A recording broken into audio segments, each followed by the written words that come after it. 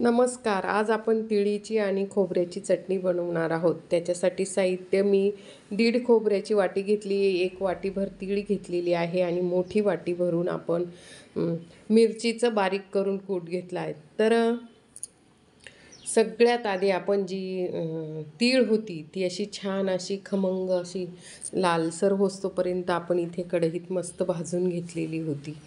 छान अशी ही तीळ भाजून घेतलेली आहे. भाजून घेतल्यानंतर तीळ ही मिक्सरमधून बारीक करून घेतलेली आहे. तर ही मिक्सरमधून बारीक करून घेतलेली आहे तीळ छान अशी आपण, आणि ती एका ताटामध्ये काढून घेतलेली आहे. तर आपण तीळ ही एका ताटात काढून घेतलेली आहे. त्याच्यानंतर खोबरं जे आहे ते खोबरंसुद्धा भाजून घेणार आहोत, कारण पावसाळ्याचे दिवस आहे त्याच्यामुळे थोडंसं सादळलेलं असतं खोबरं.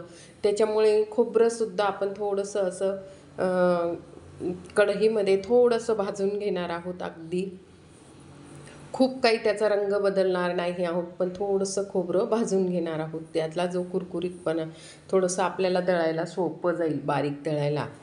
तर तुम्हाला सांगायचं आहे की आपण जी मिरची होती माझी, तर पावसाळ्यामध्ये सादळून जात असते. सादळून जात असते म्हणजे पावसाळ्यामध्ये मिरची कडक अशी कुरकुरीत राहत नाही. त्याच्यासाठी मी वर्षभरासाठी मिरची आणून ठेवते, अर्धा 1 किलो, आणि असं तिचं बारीक बुकटा तयार करून ठेवते. तर अशी बुकटा तयार करून ठेवलेली मिरची आहे माझी. तर वाटीभर मिरचीचं जे आहे ते घेतलेलं आहे. आता ह्या प्रकारे आपण इथे खोबरं असं भाजून घेतलं आहे. थोडं चाळणीत टाकलं आहे मी, थोडंसं गार होऊ देते आणि ते मिक्सरमध्ये मग आपण ते मिक्सरमध्ये दळून घेणार आहोत. तर सगळ्यात आधी आपण तीळ दळून घेतलेली आहे. त्याच्यानंतर खोबरं बारीक छान असं हे दळून घेणार आहोत. मिक्सरमधून खोबरं दळून घेणार आहोत. तर आपली तीळ झालेली आहे, खोबरंसुद्धा छान असं हे बारीक झालेलं आहे. हे बघा, तुम्हाला दाखवतेच, खोबरंसुद्धा छान असं बारीक झालेलं आहे.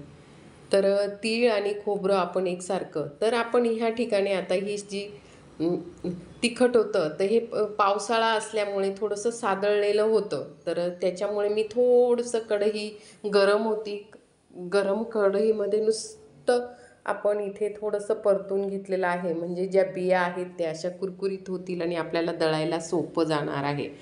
तर हे बघा ह्या ठिकाणी, आणि इथे लसूण घेतलेला आहे. तर लसूण मी थोडासा जास्तच घेतलेला आहे, 3-4 कांड्या लसूण घेतलेला आहे तेवढ्या चटणीसाठी.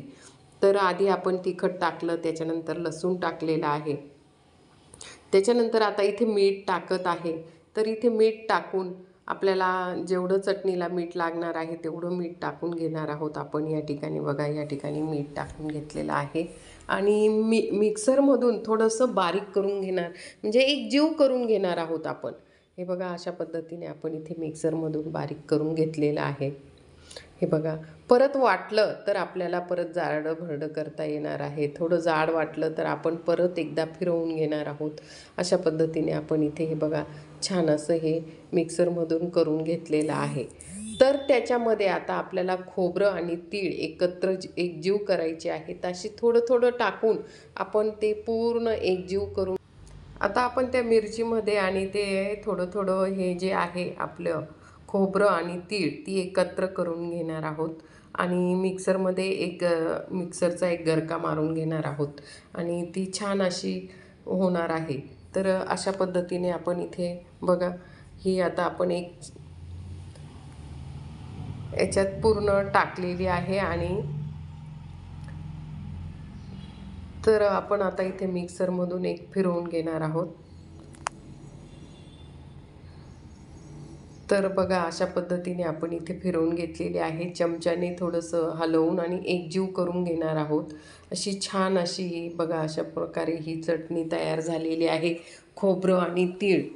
तर पूर्ण आपण एका ताटात एकत्र करून, पूर्ण ताटामध्ये आपण आता ती एकत्र करून घेणार आहोत. ते बघा, या ठिकाणी आपण इथे ही ताटात पूर्ण एकत्र करून घेणार आहोत.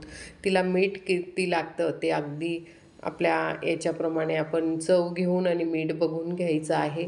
आणि छान, तिला तेलाची गरज येत नाही. बघा किती छान अशी ही चटणी आलेली, हाताला अगदी अशी तेल लागतं आहे. तर आपल्याला कुठे जायचं असेल आणि पावसाळ्यासाठी तर ही अशी चटणी तयार करून ठेवावी. खूप सुंदर आणि टेस्टी लागते. अशा प्रकारची जी जी चटणी केलेली आहे, तर लसूण, आपण खोबरं आणि तीळ एकत्र करून अगदी चविष्ट अशी ही चटणी तयार झालेली आहे.